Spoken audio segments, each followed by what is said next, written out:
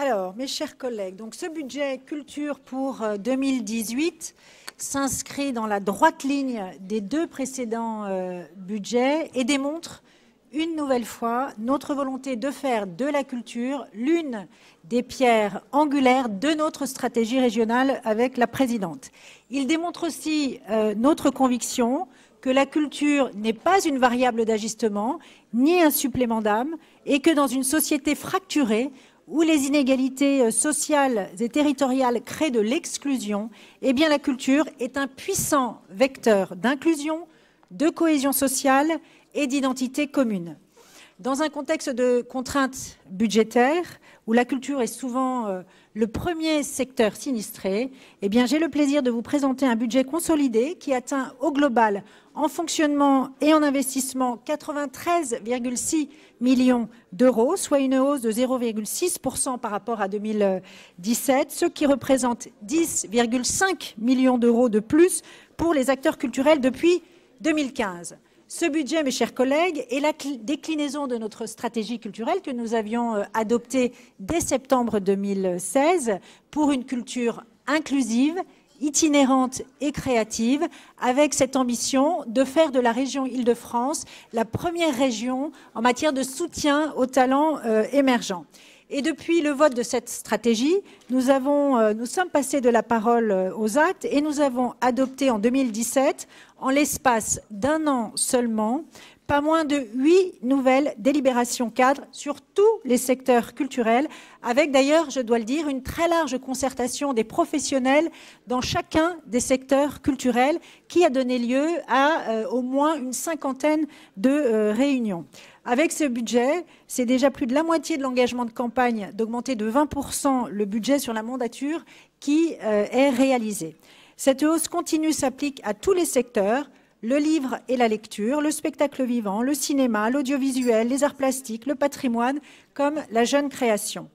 Ce budget consolidé va nous permettre de poursuivre des dispositifs très largement déployés en 2017 pour un meilleur accès des Franciliens à la culture notamment, et accompagner la mise en place d'actions nouvelles autour de la jeune création, de l'éducation artistique et culturelle, de la valorisation du patrimoine, des arts plastiques et numériques, et enfin du spectacle vivant.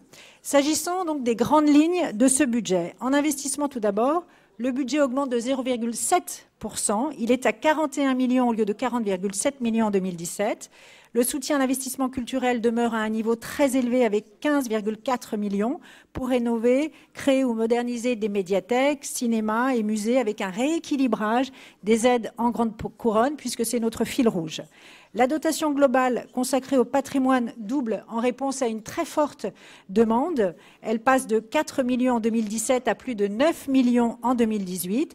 Et cette hausse permettra à la région de se doter d'un outil, le label patrimoine d'intérêt régional, qui est une grande première pour identifier des édifices non protégés qui participent à l'histoire et à l'identité de l'Île-de-France.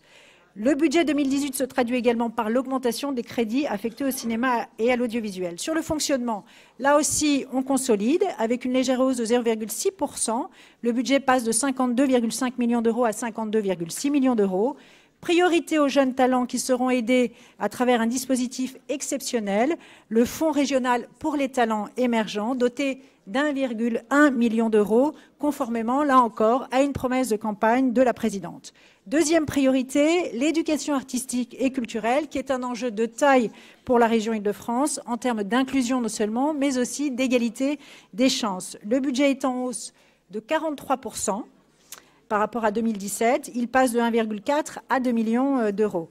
Notre ambition, vous le savez, est de passer d'une offre éparse à une offre structurée dans les 465 lycées et CFA d'Île-de-France et de faire donc des lycées franciliens la porte d'entrée vers la culture. Par ailleurs, nous voulons réduire les déserts culturels en amplifiant donc la culture sur l'ensemble du territoire francilien et notamment les territoires sous-dotés en infrastructures culturelles, avec par exemple l'installation de boîtes à livres dans 15 gares franciliennes expérimentales en 2018. L'opération Jardins ouverts, dont la première édition a été un grand succès, sera reconduite et amplifiée en 2018. Les deux opérations développées sur les îles de loisirs, les cinémas en plein air et la région Fête le Théâtre seront également amplifiées. Enfin, une offre estivale complétée par une nouveauté, le ciné-mobile, qui permettra de développer des séances en journée, en juillet et en août, dans des villes ou des villages qui n'ont pas de cinéma. Concernant enfin notre soutien au spectacle vivant, le budget atteint un montant de 35,4 millions d'euros, soit au global pour le spectacle vivant, en investissement et en fonctionnement, un budget de 45,5 millions d'euros, qui correspond donc à 48,6% du budget culture de la région. Le budget Arcadie est inchangé. Il est maintenu au même niveau qu'en 2017, à savoir 5 millions d'euros en 2018. Vous le voyez donc, mes chers collègues, avec ce budget, nous passons de la parole aux actes. Tout ce qui a été dit avant a été tenu, au point d'avoir mis en place déjà 50% de nos promesses de campagne en l'espace de 2 ans seulement, et en mettant en œuvre une politique culturelle à la fois ambitieuse, inclusive et de proximité, afin d'offrir de meilleures chances à la jeunesse, de meilleures perspectives de création aux artistes et une offre enrichie à tous les franciliens.